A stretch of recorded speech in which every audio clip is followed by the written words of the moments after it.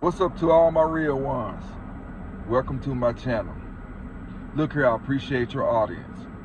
And if you hadn't done so, hit that like, hit that subscribe, and enjoy this ride. Today's video is a sad one. It's dear to me because I lost a friend that died from a broken heart. And it's something that most people don't believe is true, something that they think it's a myth, but it actually do happen to, people that are dear to us, animals of different kinds. So take the time out, enjoy the video, comment if you have anything you want to say. Thank you.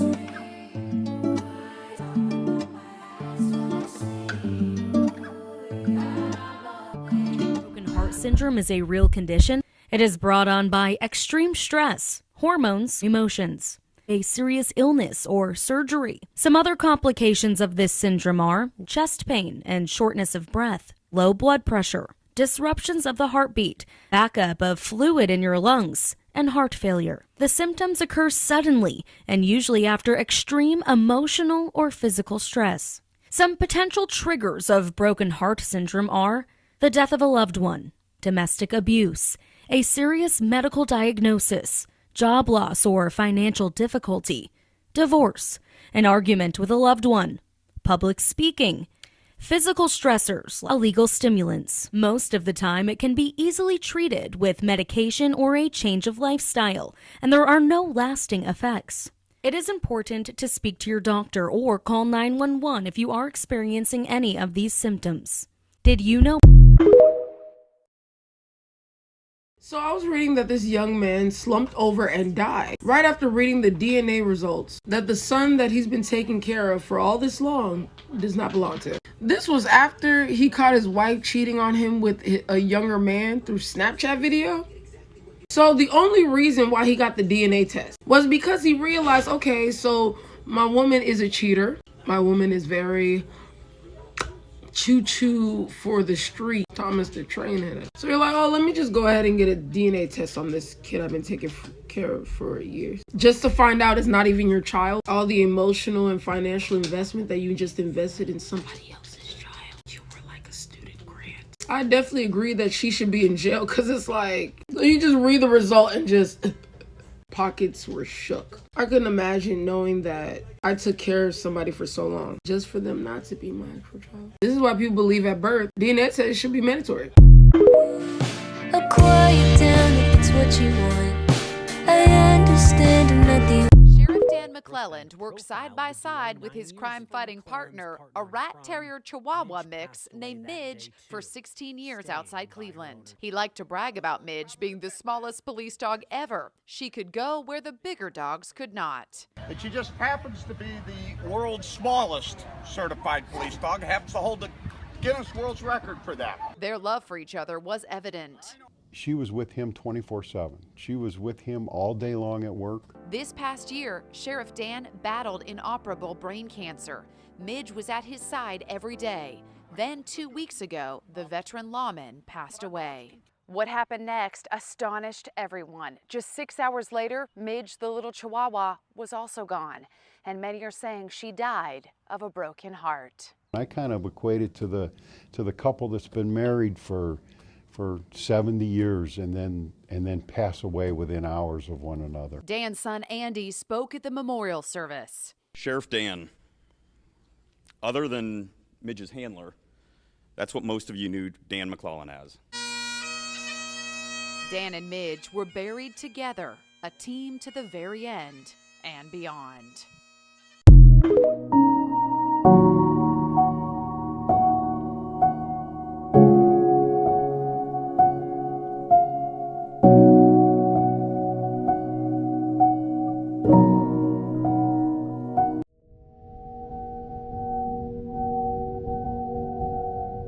Broken heart syndrome is absolutely a real thing. Doctor here, and it's called Takotsubo's cardiomyopathy. Extreme physical or emotional stress, like after a death of a loved one, can cause huge spikes of adrenaline and other hormones like it. This causes the heart to pound, beat really fast, dilate, weaken, and even potentially stop.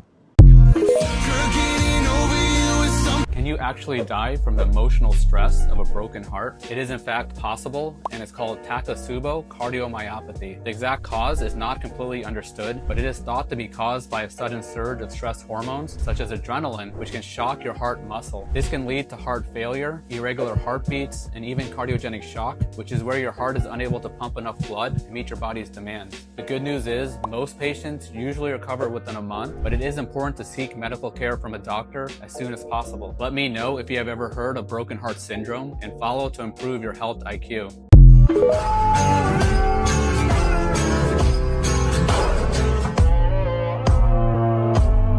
Most physicians will agree about how Jesus died on the cross, and it's shocking.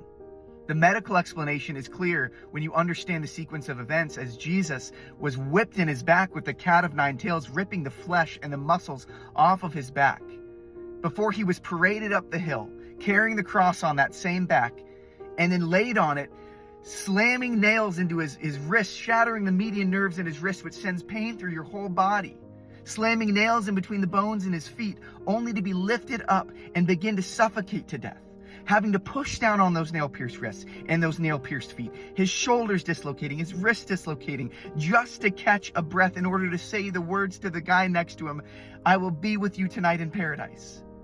And then as his lungs and his chest cavity begin to pool with blood and with water, his blood pressure spiking through the roof, he utters his last words, "Tetelestai, it is finished, the debt has been paid."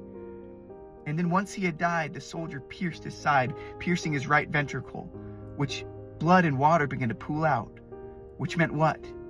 That Jesus' heart had literally broken. His heart had burst. He died of a broken heart with the sin of your sin and my sin on his shoulders, in order that you and I could walk in newness of life. Because he didn't just die then. We know what happens. A few days later, he rose from the dead. And when he rose from the dead, he rose you from the dead. He died with your sin and he raised you to life. All because he paid the debt you deserve to pay. And all because his heart broke for you.